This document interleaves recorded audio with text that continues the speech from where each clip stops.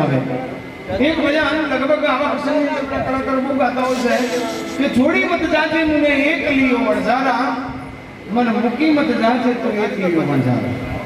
અને ઘણા કલાકારો પોતપોતાની બુદ્ધિ પ્રમાણે સમજાવતા હોય છે કે આ કાયાની અંદરથી જ્યારે જીવ રાજા નીકળી જાય ત્યારે કાયા એવું કહે છે કે છોડી મત જાજે મને એક લીયો વણઝારા. પણ વાત ખોટી. કેમ? કાયામાંથી જે હતો એ તો જતો ને પછી કાયા શું કહેવાની? 101 રૂપિયા મારા પુણ્યશાળી બેન તરફથી મળે છે, જય હો. બીજા પણ અમારા પુણ્યશાળી બેન તરફથી 101 રૂપિયા મળે, જય હો. જે હતો એ તો નીકળી ગયો, પછી કાયા કઈ બોલે નહીં. હે પણ છતાં જેને જેવી સમજ પડે એ રીતનું સમજાવતા હોય છે. પણ આ ભજન છે બહુ જૂના જમાનાનું ભજન છે અને એ જૂના જમાનાને અનુલક્ષીને આ જે રચના છે એ કાજી મહમદ શાહની છે. અને કાજી મહમદ શાહે એ વખતનું જે વાતાવરણ હતું એ વખતની જે લોકાલિટી હતી એને ધ્યાનમાં રાખીને પછી આ ભજનની રચના કરી છે. આનંદ મરણને કાંઈ લાગતું વળગતું નથી, પણ છતાં લોકો આ ભજન આ પ્રસંગમાં ગાતા હોય છે. પણ ખરેખર આ ભજન શું કહેવા માંગે છે?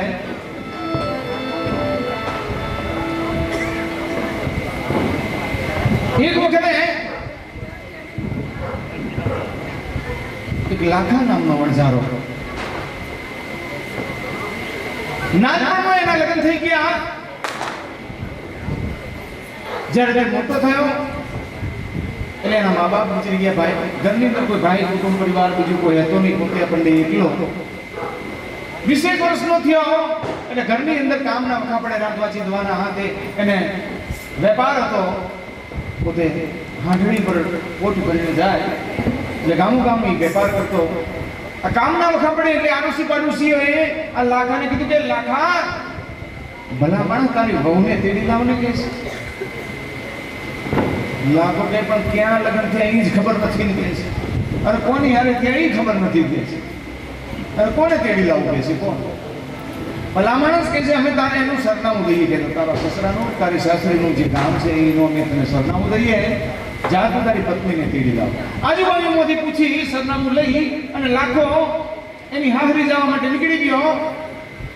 એ ગામની અંદર જ્યારે પહોંચ્યો એટલે ગામના પાદરે કૂવો હોય અને કૂવા ઉપર બધી બહેનો દીકરીઓ વહુઓ જે પાણી ભરતી હતી ત્યાં જે લાખાએ પાણી પીધું પછી ત્યાં પૂછ્યું કે હું અમુક ગામથી આવું છું, મારું નામ લાખો છે અને આ ગામની અંદર અમુક વ્યક્તિના ઘરે મારે જવું છે. અને એ જ વખતે જે દીકરીના લાખાની હારે લગ્ન થયા હતા એ ત્યાં પાણી ભરતી હતી ને એના કાને આવાજ ગયો કે અમુક ગામથી હું આવું છું, મારું નામ લાખો છે અને દીકરીના બાપનું નામ એણે કીધું મારે અમુકના ઘરે જવું છે. એટલે દીકરીને બાપુજી અને બાને એવી બધી વાતો કરતા હતા કે બેટા તારો ઘરવાળો લાખો અમુક કામ તારા લગ્ન થયા છે કે માનો ના માનો પણ આ ઈ લાખો હોવો જોઈએ કે છે.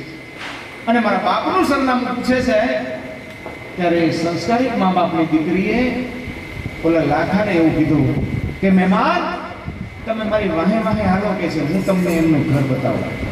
એણે એવું ના કીધું કે હું તમારી બહુ તમે મારા મારું ઘર મૂકી ગયા છો.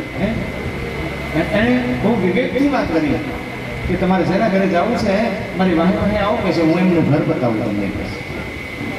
લાખો વાહે વાહે અત્યારનો જમાનો કેવો છે ખબર છે? હા અત્યારે શું કહેવાય અત્યારે ના બાઈક એ નહીં આવું બુલેટ લઈને જાય આમ પટપટ કરતો ટુવે જઈને પૂછે.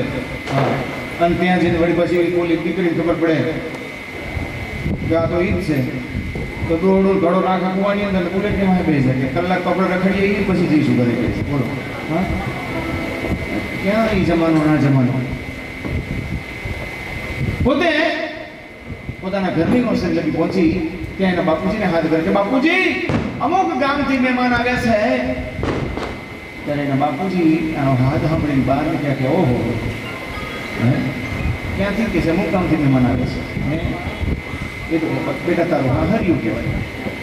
પછી તો ખબર અંતર પૂછ્યા, લાખાનું નામ પૂછ્યું. ઓહો આ તો જમાઈરાજ છે. 2-3 દિવસની મહેમાનગતિ કરી અને મહેમાનગતિ કર્યા પછી આ લાખાણી અને દીકરીને વિદાય કરી. અને એ જમાનાની અંદર પહેલા આપણા ઘરે કોઈ મહેમાન આવે તો એને વળાવવા માટે જઈએ, બસ સ્ટેન્ડ સુધી મૂકવા જઈએ, ભાગોળ સુધી મૂકવા જઈએ. એમ આ લોકો ઘરના બધા સભ્યો છે ગામના પાદર સુધી એને મૂકવા માટે ગયા. અને અત્યારે અમારે તો ગાંધીનગરની જ વાત કરું. અમે ગાંધીનગર કોઈ સેવકના ઘરે ગયા હોય અને જેવા ઘરમાંથી બહાર નીકળીએ ને એટલે પટકટની જાળી ઉઠી જાય. હા, ફટાફટની જાળી ઉઠી જાય. અને જાળીની અંદરથી પછી હાથ આમ કરે, મોઢેથી કંઈ બોલે જ નહીં, આમ કરે ખાલી. એટલે અમારે સમજી જ જવાનું. એટલે ગામના પાદરે આ લોકો વળાવવા ગયા છે.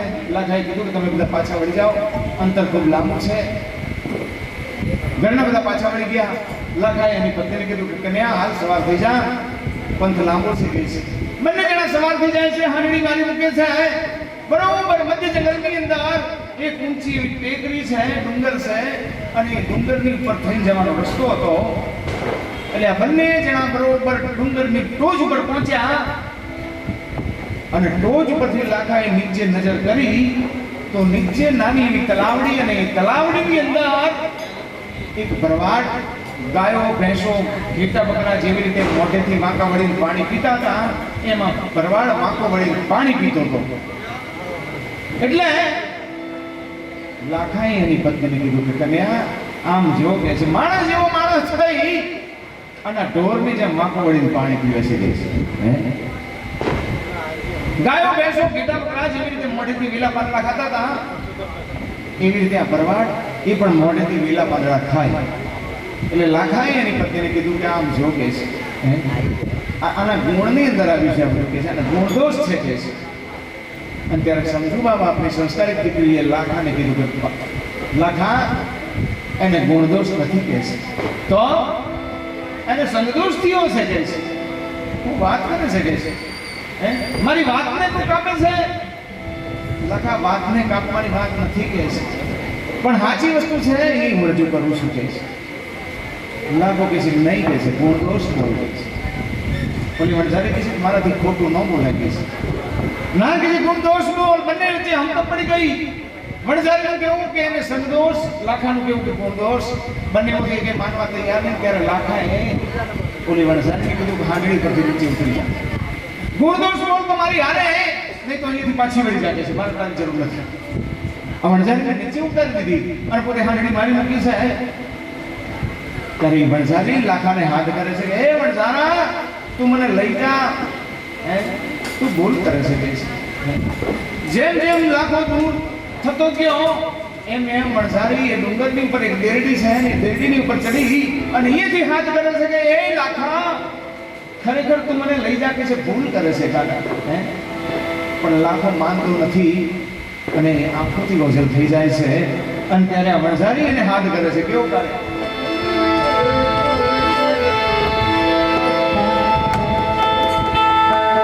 છોડી મત જાજે મુને એક લીરે વણઝારા રે વાલમ એ મને મૂકી મત જાજે પરદેશમાં વણઝારા જીઓ વણઝારા જીઓ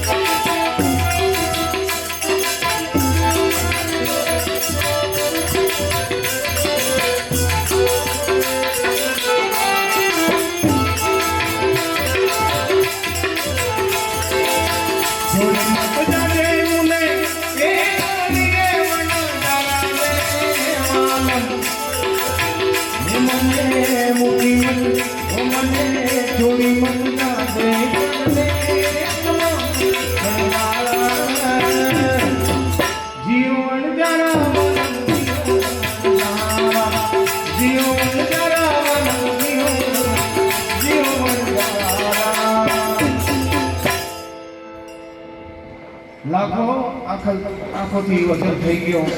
વણઝારી ડુંગર પર એકલી ઊભી ઊભી વિચાર કરે છે કે હવે મારે શું કરવું કે છે. લાવ હું મારા મા બાપના ઘરે પાછી વળી જાઉં.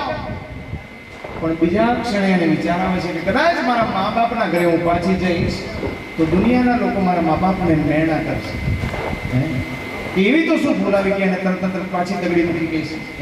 એવી એનામાં શું ખામી આવી? મારા મા બાપને લોકો મેણા મારી ગઈ છે. તો અહીંયા ઉભા ઉભા અહીંયા જંગલની અંદર મારે શું કરવું કે છે. એના બીજી ક્ષણે વિચાર આવ્યો કે આ તલાવની છે એની અંદર કૂદીને હું આત્મહત્યા કરી લઉં. વળી પાછો એવો વિચાર આવે છે કે કદાચ આત્મહત્યા હું કરીશ તો દુનિયા તો મારા મા બાપને મેણા બોલશે. એવું તો એને હું કામ કર્યું હતું એને વળી મરવું પડે કે છે. અત્યારે આપણે કહેતા હોઈએ છીએ એવું મરવાનું શું કારણ શકે છે? નહીં કે મારા મા બાપને મેણું લાગે કે છે. તો એ નીચે ઉતરી અને ઓલો ભરવાડ જે વાંકો વળીને પાણી પીતો તો એની પાસે જઈ અને એની પાસે જઈને ઓલા ભરવાડને કીધું કે તમારું નામ શું કે છે? ઓલા આમ હાથે જોયું. હા કે છે તમારું નામ શું?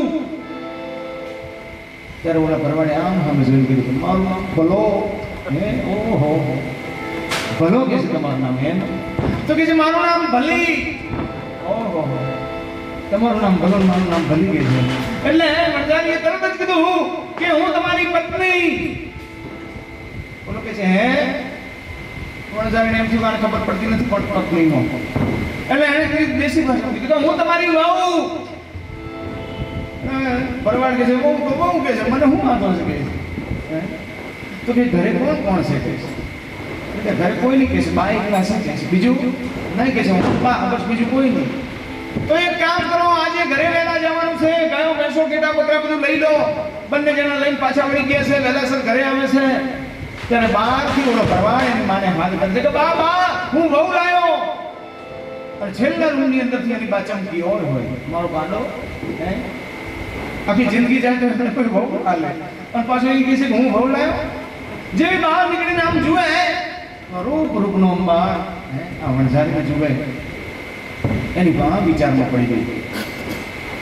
આને બોલતા નથી આવડતું, ખાતા નથી આવડતું, રૂપ રંગના કઈ ઠેકાણા નથી, અને આટલી સુંદર પત્ની આને મળે નહીં.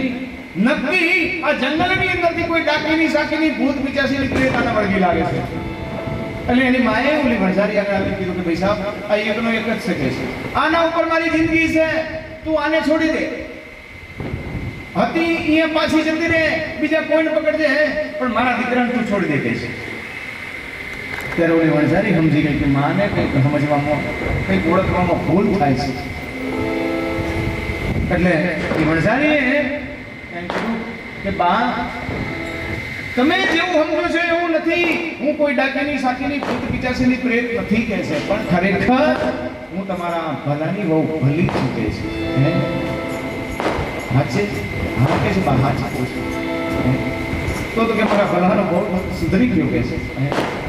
પછી તો આ વણઝારી ઓલા ભરવાડને ધીરે ધીરે ધીરે ધીરે ખાતા શીખવાડે કે આમ ખવાય, આમ બેહાય.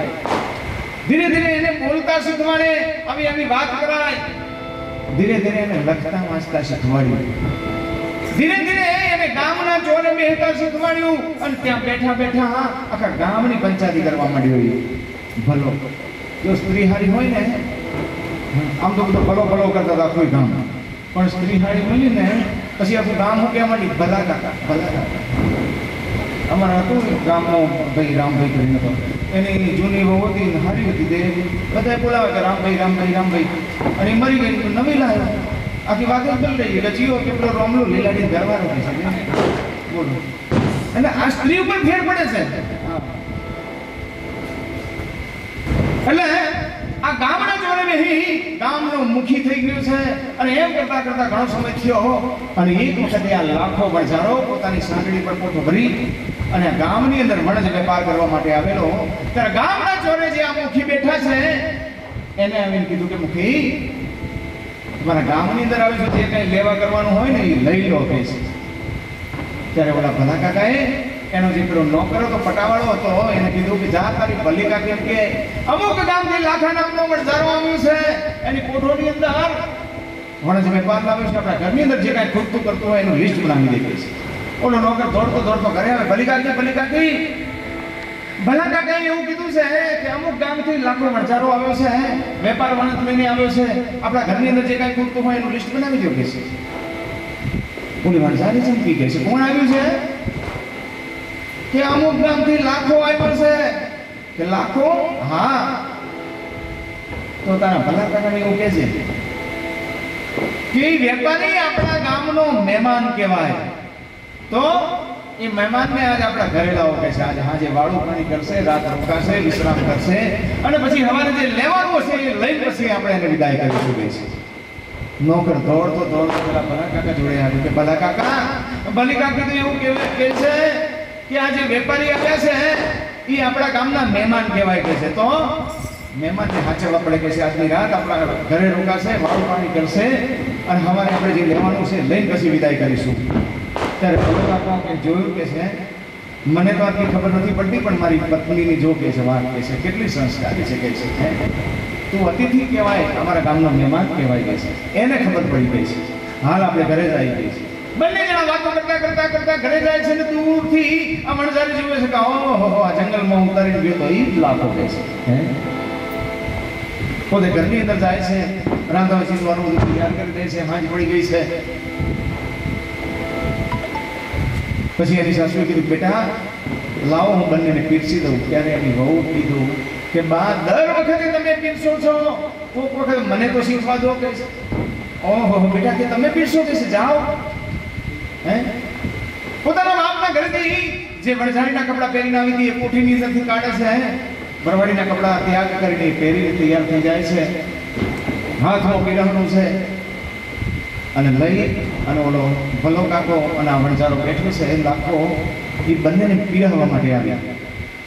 એટલે પહેલી નજરે કપડા ઉપર પડી અને જોયું પેલો લાખો ચમકે કોઈ હોય આ તો ભરવાડના આમ વણઝારી કેવી રીતે ગઈ છે. એ વખતે ડ્રેસ ઉપરથી ખબર પડી જાય કે આ ભરવાડ કહેવાય, આ વણઝારો કહેવાય, આ કહેવાય. વળી પાછું એના મોઢાની સામે જીવવાનો પ્રયત્ન કર્યો તો એને કંઈક યાદ આવતું હોય એવું લાગ્યું. આ પીરહવાની વાત નથી, પછી મને થોડીક વાત યાદ આવી કે આગળ થોડોક સમય નબળો હતો. આપણે પેલા દેવી પૂજક ભાઈઓ બધું સિઝનનો ધંધો બહુ કરે, સિઝન પ્રમાણે જેવી સિઝન ચાલે ને એવો ધંધો પકડાય.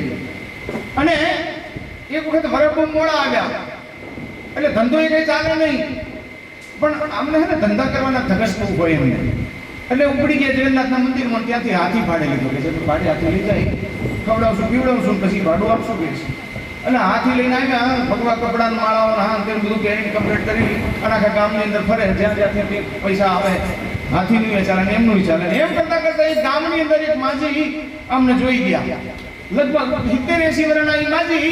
હા મારા ગામની અંદર તો ગણપતિ બાપા આવ્યા છે. તો પગે લાગ્યા. ઓલા સાધુ સંતો 7 જણા હતા, સાધુ સંતોને પગે લાગીને કીધું કે આજનું ભોજન તમે મારા ઘરે જમો કે છે. પેલા તો બરાબર છે માજી, કાંઈ વાંધો નહીં, હાલો તમારા ઘરે. એમના ઘરે લઈ આવ્યા, ઘરે બધાને આસન આપીને બેહાડી દીધા છે, જમવાનું તૈયાર થઈ ગયું છે. ઘરની અંદર આ માજી એની વહુ હતી, એ વહુને કીધું કે વહુ બેટા સંતો આવ્યા છે કે છે, તમે કોઈક દિવસ પીરસો કે છે, તમે શીખો કે છે, જાઓ. અને વહુએ વળી હાથમાં પીરહણું લઈ અને 7 જણા જે બેઠા છે એને પીરહવા માટે ગયા. પણ પહેલાની અંદર જેને પીરહવાનું જ્યારે એને શરૂ કર્યું ત્યારે વહુ એને સામે જોઈ કે માનો ના માનો આનું કંઈક જોયેલું છે. વળી પાછું એને વિચાર કર્યો, બહુ વિચાર કર્યો, લગભગ તો કે મારા ગામનો. પછી એને એકદમ યાદ આવી ગયું અને પછી જે બેઠો તો પેલો જે બાપુ એને કીધી લે સોમલા બોલો કે જય બાલી ચૂપ રહેના.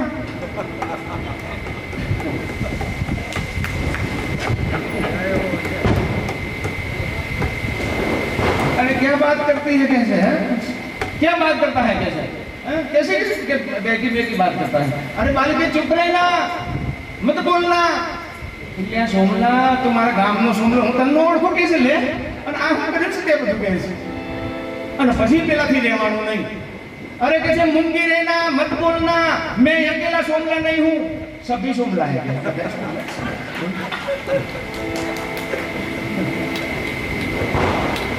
અને ઓલી વણઝારી આ લાખાની સામે જોઈ રહી હતી ત્યારે લાખો વિચાર કરતો હતો. ત્યારે વણઝારી કીધું કે લાખા શું વિચાર કરે છે, આ જંગલની અંદર તે છોડીને મને જતો રહ્યો હતો ને એ વણઝારી હું પોતે કહે છે.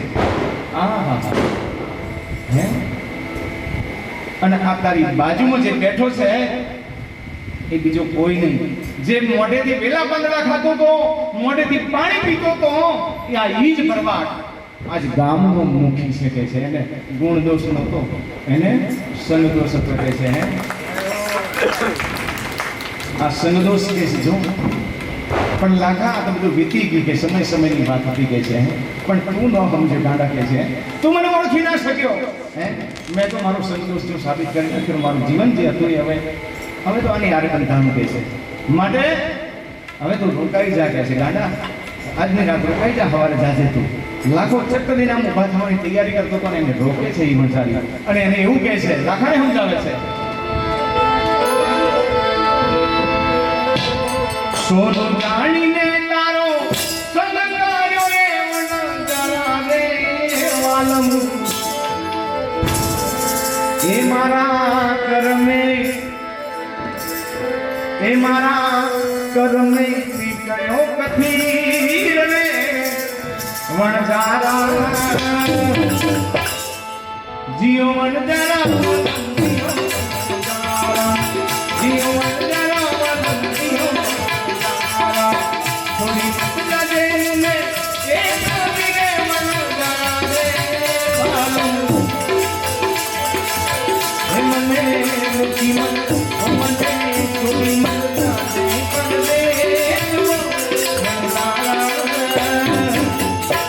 જીઓ મણ જરા જીઓ મણ જરા